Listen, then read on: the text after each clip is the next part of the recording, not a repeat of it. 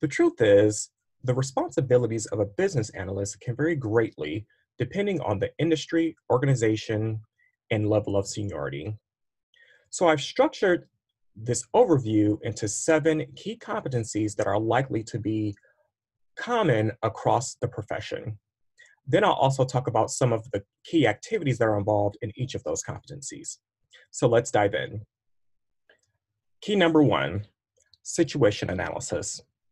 This involves getting the right information to gather your bearings to make sure that you have an understanding of what's going on now, why a change is needed, and what the expectations are. The situation analysis generally starts with understanding the current state. This involves identifying and communicating with the right stakeholders to make sure that the needs have been identified and defined. Then you're going to want to get some context on how we ended up where we are today by doing a document analysis with process maps and procedures. Basically, you're going to want to make sure that you have a clear understanding of the project scope in terms of the problem, the opportunity, and the constraints that need to be maintained. Next, you'll need to define the future state. This involves working with the stakeholders to define high-level goals and an ideal future state. This might involve brainstorming on a range of high-level solutions. Ultimately, you'll want to have a clear understanding of the business objectives, solution scope, high-level requirements, and key performance indicators. Next, you'll need to do a gap analysis. Now that you have the current and the future state outlined, you'll need to perform a gap analysis to determine how to get from where you are now to the ideal future state. This will come up with what's called a change strategy, which is a high-level plan of all of the key activities that need to be done in order to make the future state possible. So the key deliverables for the situation analysis will be either a refined business case or inputs to a project charter. Now, while the business analyst may not be directly responsible for creating these documents, we should be involved or providing input so that we can ensure that we have the appropriate information to move forward and effectively do our business analysis work. In business analysis, a goal or objective without a plan creates waste. So you need to plan out the business analysis approach to be in alignment with the overall project approach. So while the project team makes a decision on the overall project approach, it's the business analyst's jurisdiction to determine the actual business analysis approach. This plan will include how you'll identify and engage with stakeholders, how you'll manage requirements, how you'll obtain requirements, and also your change control process. The key deliverable for planning BA work is a comprehensive business analysis plan. This plan may be adjusted as new information is received, and it should also serve as an input to the overall project plan. Gathering requirements involves collecting information that's given or readily available to us, while eliciting requirements, on the other hand, involves probing and drawing out information that may or may not have otherwise been thought of. Now, business analysts should plan for elicitation activities with some form of a plan or agenda. There's numerous techniques that a business analyst can use to elicit business analysis information, but some common techniques might include workshops, interviews, focus groups, observation, document analysis, interface analysis, or prototyping. Now, once you've obtained this information, you always want to be sure that you're confirming the information for accuracy with the stakeholders and also communicating that information back to the stakeholders in order to create a shared understanding of the information and the requirements. Generally, a key deliverable for gathering and eliciting requirements is a business requirements document, or a BRD. Key number 4, documenting and analyzing requirements. Documenting requirements is probably the most important business analysis skill set because it serves as the roadmap for the technical team to be able to implement the solution. BAs need to be skilled at documenting requirements that are suitable for consumption for various audiences. This means that you may need to communicate or present more technical requirements to the technical team and communicate process and procedure related requirements to the business. Common requirements documentation methods include a functional requirements document or an FRD, a system, software, or solution requirements specification or SRS, or in an agile environment, some BAs might be documenting requirements in the backlog in the form of user stories or job stories. Either approach might be supplemented with additional business analysis techniques such as use cases, data models, process models, concept models, or prototypes and mockups. Now let's move on to analyzing the requirements. Now that you've documented the requirements, you want to analyze how well you've structured them to communicate the right information to the right people, and also to make sure that you haven't missed anything. Generally, you'll do this by verifying and validating the requirements. Verifying requirements involves ensuring that the requirements are communicated correctly and that they meet the requirements quality standards. A requirements checklist is a good way to make sure that your requirements are fully verified. In addition, when you're seeking approval from stakeholders in regards to the requirements, you want to make sure that they're also checking to be sure that the business needs are correctly communicated through the requirements that you've documented. Validating the requirements involves assessing the value of the requirements that you've documented. You basically want to make sure that the requirements that you've documented are captured, trace back to the actual business requirements and the business need.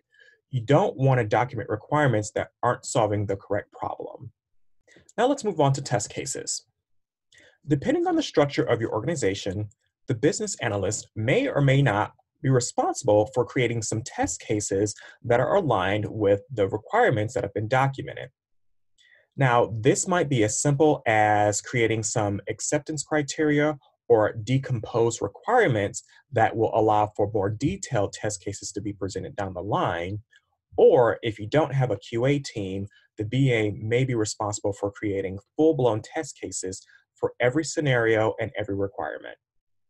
Key business analysis deliverables for documenting and analyzing requirements generally include a system, software, or solution requirements specification, or SRS, a functional requirements document, or FRD, or a usable backlog if you're in an agile environment.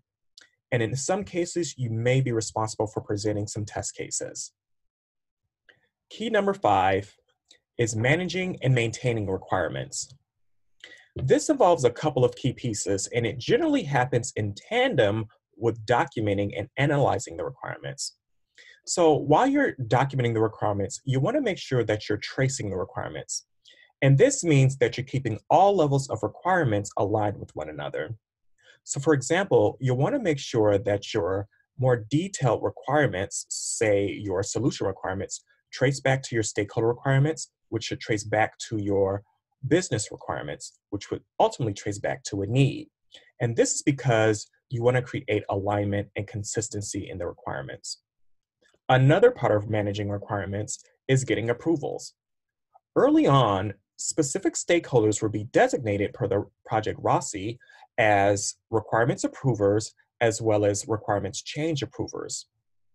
Before you allocate any resource to a requirement, you want to make sure that all requirements are approved by all stakeholders. Business analysts are also responsible for establishing and facilitating the change request and review processes for requirements.